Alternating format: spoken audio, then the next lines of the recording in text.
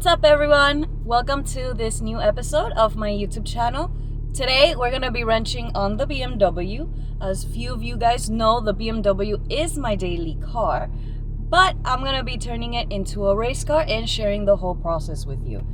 He needs right now a few maintenance stuff done, so join me today. We're gonna be doing a few maintenance stuff to the BMW, and then we're gonna get started on some performance parts.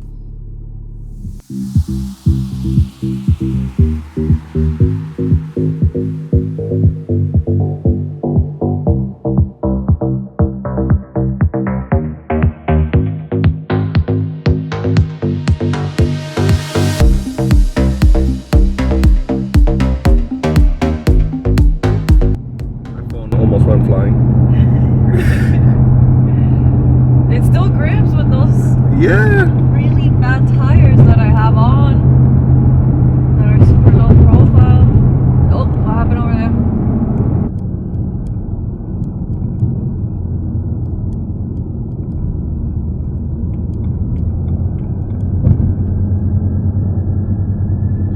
Interesting. And now go on to the F1 track.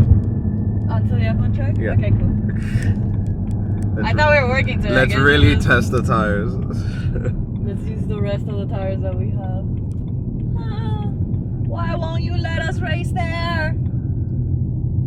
I'm serious. They should open that up and let everybody race. Get to the right.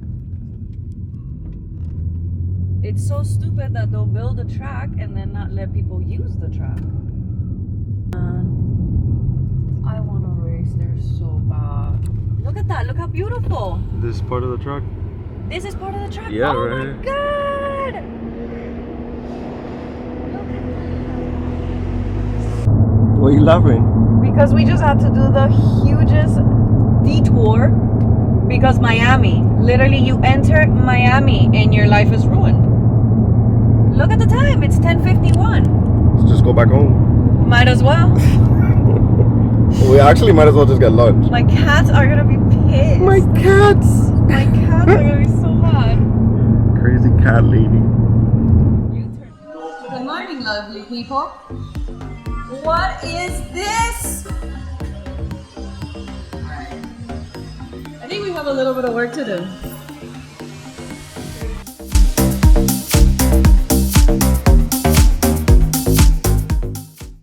So while Andy starts moving things around and setting up for us to get that van out of the way and we can start working on the BMW, let's take a look at the stuff that I ordered and that we're going to be working on.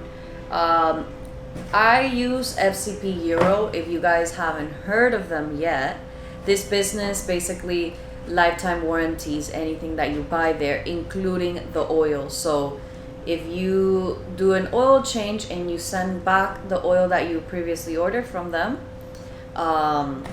they refund you the full amount. So I promise you guys, check it out. It's legit. I've done it many times and I use liquid moly on the BMW. So I ordered my kit from FCP. I'm gonna put the link on the bio. Honestly, very informative website. It helps you understand also the things that you need to do certain jobs. So they have a direct kit for this. This is the drive belt kit that they offer. Comes with a serpentine belt. Basically, in the N54 engine, this is going to go through your AC compressor, your power steering, and your alternator.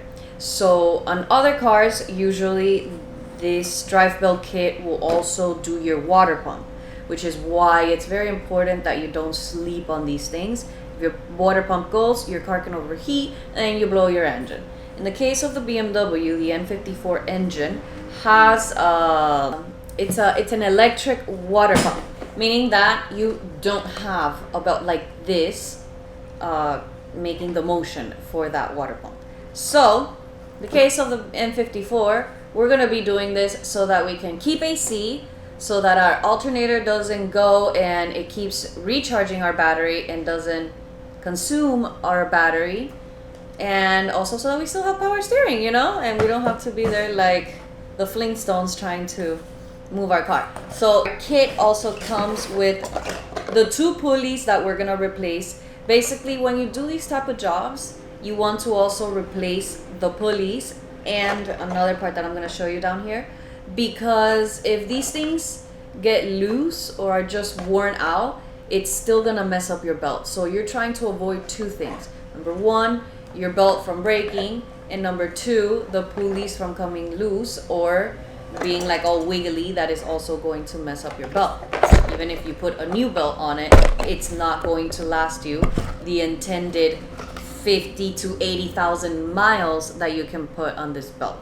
So since the BMW has hit a record 120,000 miles, I do not know when was the last time that this belt was changed or that those pulleys were changed, but I heard a small squeak, and that small squeak was all that I needed, so I knew that I had to change it. I don't play games with these type of stuff. BMWs can break very easily and can be very costly once they break, so I always recommend that if you have a BMW, number one, you know how to work on your car, and number two, if you have a BMW, you always stay on top of it. I don't have any problems with my car because as soon as I see that something's wrong with it or starting to wear out, I change it so that it doesn't bring me further problems in the long run. The last part that we're gonna be changing is the tensioner assembly. So this is probably one of the most critical ones. So it basically creates the tension on the belt once you place it on it. I highly recommend that you guys also change this out.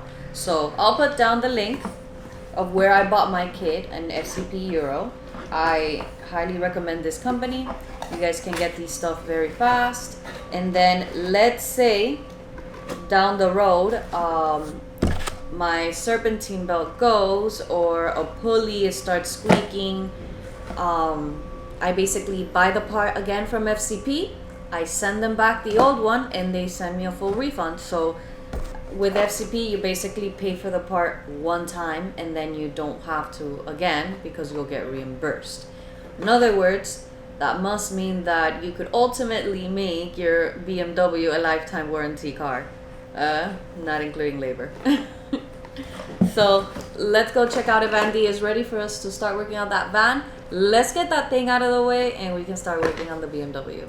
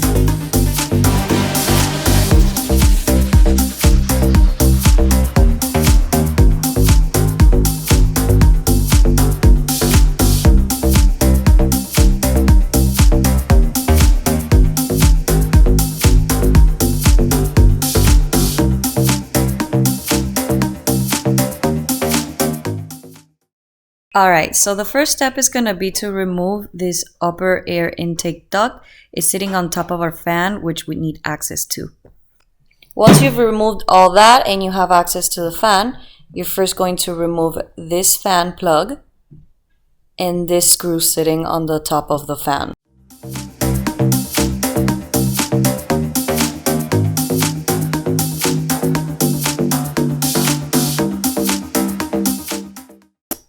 Now, in order to pull out this fan, you're going to have to locate this push lock on the driver's side of the fan. Make sure that you push on that little tab and then pull the fan up. Make sure that you remove everything sitting on top of the fan out of the way. And then just wiggle that thing out and it'll be right out. Alright, so for the next step, we're going to loosen the front intake inlet tube.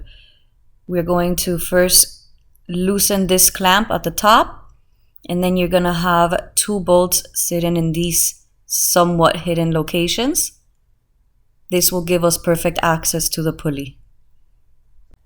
Some people like to remove this tube completely. I prefer to save myself some time and just loosen it since it gives us perfect access to the pulleys. It's more of a personal preference type of thing. Both ways are right.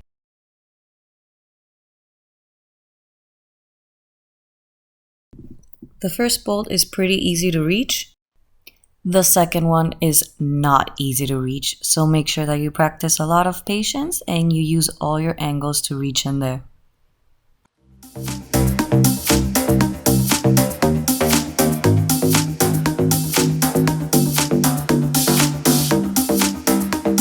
Alright, so now we're done doing the easy stuff so that we can actually reach the pulleys and the belt.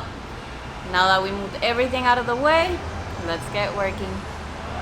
We're going to use a ratchet with a Torx bit so that we can first release the tension on our belt. Ensure that your torque bit is safely in position, and then you're going to push down clockwise. Remove belt and slowly release. Now you can work on undoing your belt.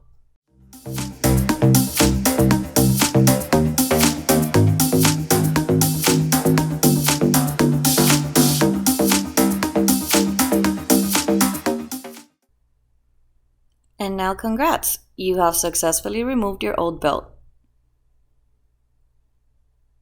Now we have to remove the covers from our pulleys. You have 3 covers. These pop off with a flathead or a pick. We are going to use our Torx bit again so that we can remove the bolts on these 3 pulleys.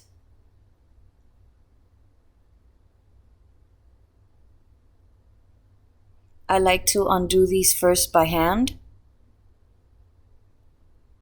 and then give my wrist a break and use some power tools.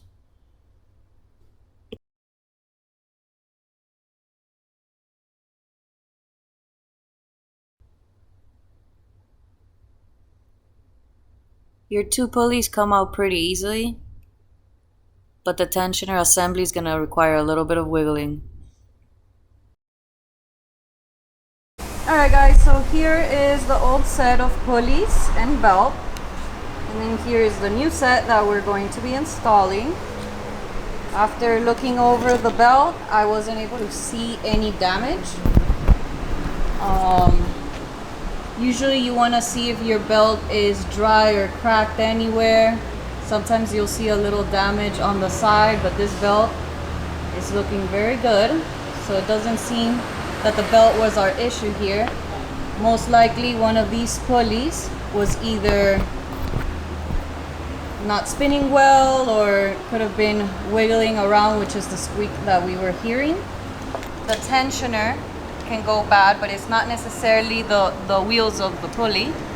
It could also be this spring that it goes weakening with the years and the usage.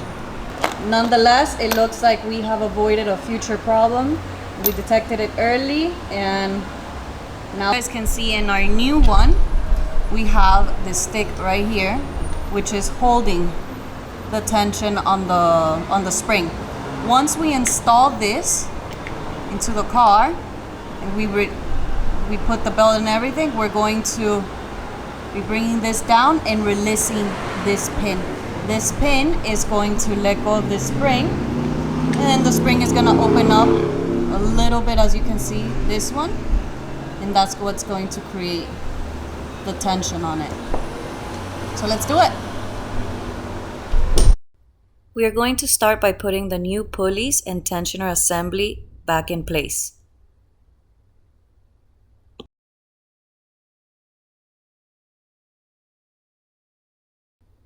Once again, I use my power tools to help speed things up. And then I use a hand tool to tighten things back up. Stop once you feel it tight. You are bolting onto aluminum, so you don't want to over torque. Okay guys, so this is the position that all your pulleys are in. You're gonna have your belt going this way.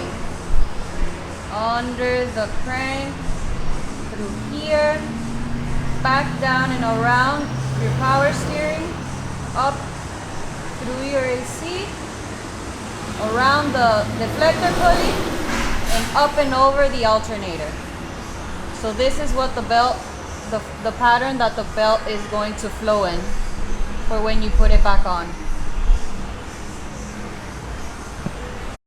And here's our last step. We're going to put the new belt on.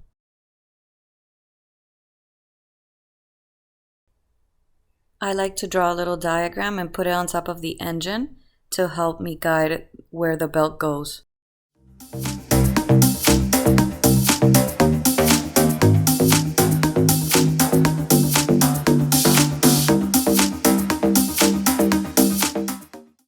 Final step is to remove the pin from our tensioner. Small disclaimer, it is not as easy as it looks in this video, so you might struggle a little bit. Push down clockwise and remove pin.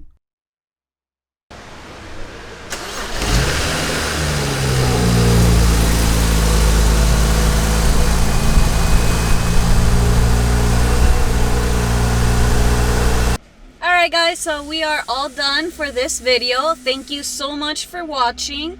And if you guys do this at home and have any questions, please comment below. I will be as active as possible to help you guys out.